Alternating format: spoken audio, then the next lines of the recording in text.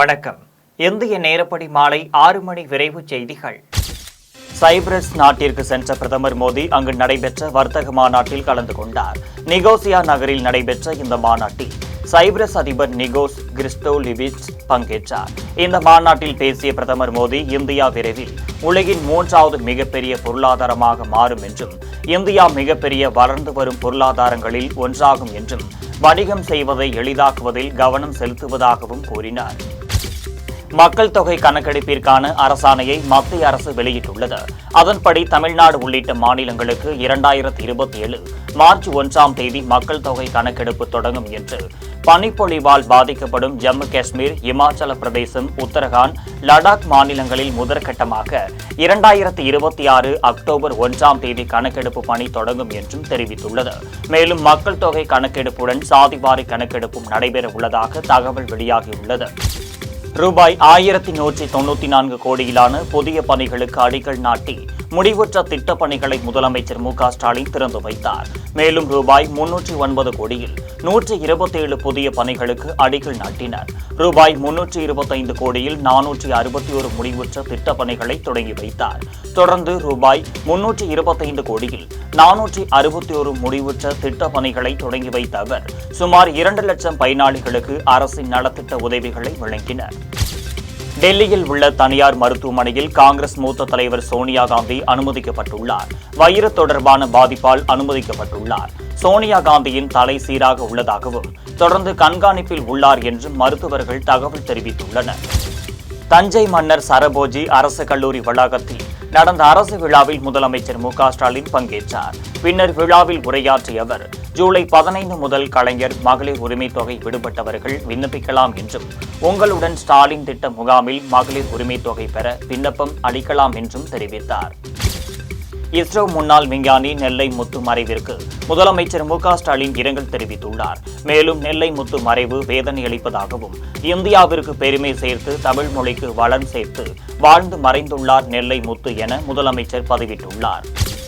தேனி மாவட்ட ஊரக வளர்ச்சி முகமை அலுவலகத்தில் மாவட்ட அனைத்து துறை அலுவலர்களுடன் ஆலோசனைக் கூட்டம் நடைபெற்றது.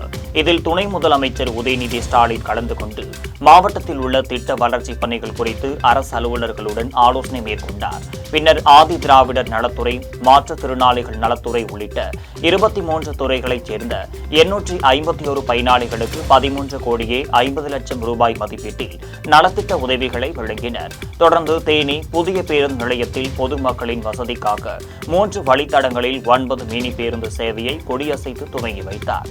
இதில் ஊரக வளர்ச்சித்துறை அமைச்சர் ஐ. பெரியசாமி, மாவட்ட கலெக்டர் ரஞ்சித் சிங் உள்ளிட்ட அரசு அலுவலர்கள் கலந்து கொண்டனர்.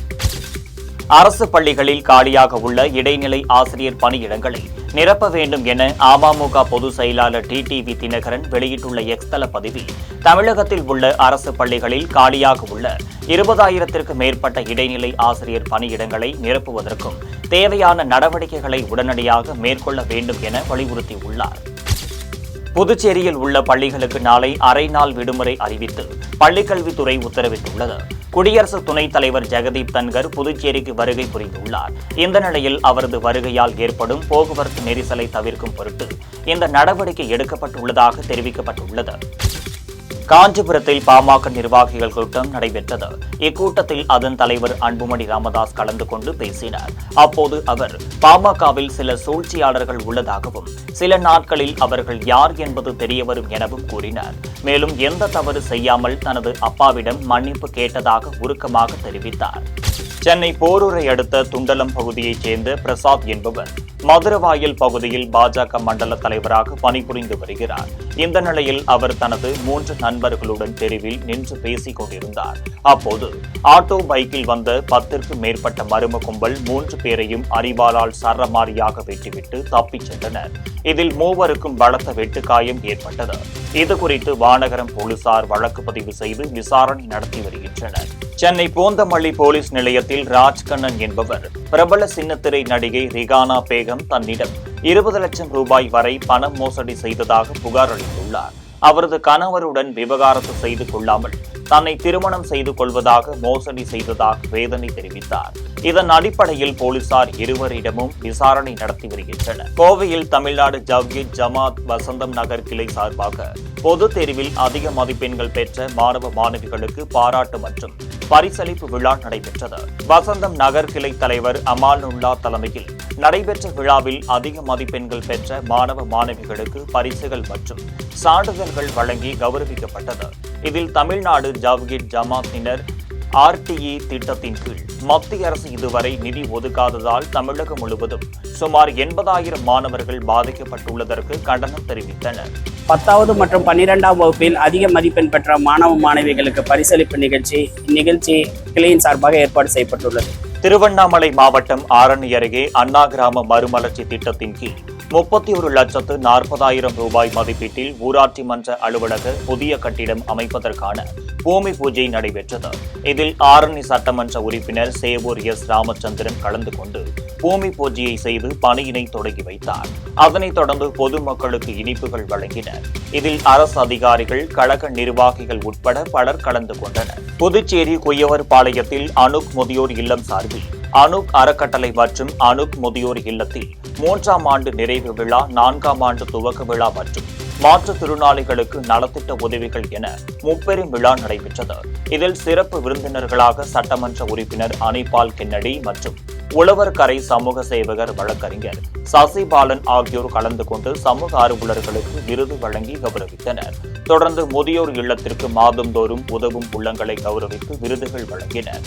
இதில் அனுக் அறக்கட்டளை managing trustee Sophia, Mary Josephine, Roshini உட்பட பலர் கலந்து கொண்டனர். சென்னை கொளத்தூர் அருகே பூம்புகார் நகர் தனியார் மண்டபத்தில் தமிழக வெற்றி கழகம் கட்சியின் சார்பாக கட்சியின் தலைவர் விஜயின் பிறந்த நாளையொட்டி மாபெரும் இரத்த தான முகாம் நடைபெற்றது. வடசென்னை மேற்கு மாவட்டம் சார்பில் உதிரம் கொடுப்போம் உயிரை காப்போம் என்ற தலைப்பில் முகாம் நடைபெற்றது. கழக பொதுச் செயலாளர் ஆனந்த் அறிவுரையின்படி வடசென்னை மேற்கு மாவட்ட செயலாளர் தனிகா, மாவட்ட பொருளாளர் அந்தோனி ஸ்டாலின் மற்றும் உஷா ஆனந்த் ஆகியோர் நிகழ்ச்சி ஏற்பாட்டினை சிறப்பாக செய்திருந்தனர். ராமநாதபுரம் மாவட்டம் அம்மாரி கிராமத்தில் உள்ள முத்துமாரியம்மன் விநாயகர் கோவிலில் கும்பாபிஷேக விழா வெகு விமரிசையாக நடைபெற்றது. இதில் அம்மனுக்கு சிறப்பு அலங்காரம் செய்யப்பட்டது. பின்னர் புனித நீர் கொண்டு கோவில் கலசத்தில் உள்ள கோபுரங்களுக்கு அபிஷேகம் செய்யப்பட்டது. இதில் திரளான பக்தர்கள் கலந்து கொண்டு சாமி தரிசனம் செய்தனர். பின்னர் இவ்விழாவில் கலந்து கொண்ட அனைவருக்கும் அன்னதானம் வழங்கப்பட்டது. இஸ்ரேல் ஈரான் இடையிலான 4வது நாளாக போர் தொடர்ந்து நடைபெற்று வருவதால் உலக நாடுகள் அதிர்ச்சி அடைந்துள்ளனர். இந்த நிலையில் இஸ்ரேலின் டெல் அவீவ் நகரில் உள்ள அமெரிக்கா தூதரகம் அருகே ஈரான் ஏவுகணைகளை தாக்குதல் நடத்தியுள்ளது. இந்த தாக்குதலில் தூதரகம் லேசான சேதமடைந்துள்ளதாகவும் அதனால் தற்காலிகமாக தூதரகம் மூடப்படுவதாகவும் இஸ்ரேல் அறிவித்துள்ளது. இரு நாடுகளும் மாறி மாறி ஏவுகணை தாக்குதல் நடத்தி வருவதால் மக்கள் அச்சமடைந்துள்ளனர். 8 அணிகள் இடையிலான 9வது TNBL T20 கிரிக்கெட் தொடர் கோவையில் கடந்த 5ஆம் தேதி தொடங்கியது. இந்த தொடரின் முதற்கட்ட லீக் ஆட்டங்கள் கோவையில் நடந்து முடிந்தன. இதையடுத்து இந்த தொடரின் 2வது கட்ட லீக் ஆட்டங்கள் சேலத்தில் நடந்து வருகின்றன.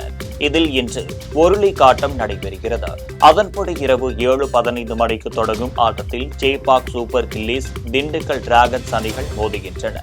தமிழ்நாட்டில் 3 நாட்களுக்கு கனமழைக்கு வாய்ப்புள்ளது என்றும் வானிலை ஆய்வு மையம் தகவல் தெரிவித்துள்ளது. அதன்படி கோவை, நீலகிரிக்கு இன்று மிக கனமழைக்கும் நாளை கனமழைக்கும் வாய்ப்புள்ளதாகவும் தேனி, தென்காசி மாவட்டங்களில் இன்று கனமழைக்கு வாய்ப்புள்ளதாகவும் வானிலை ஆய்வு மையம் தெரிவித்துள்ளது. இத்துடன் ஜெம் செய்திகள் நிறைவடைகின்றன. மீண்டும் செய்திகள் இன்று இரவு 8:30 மணிக்கு. செய்திகளை உடனுக்குடன் தெரிந்து கொள்ள gemlive.tv என்ற இணையதளத்தில் இணைந்திருங்கள். நன்றி, வணக்கம்.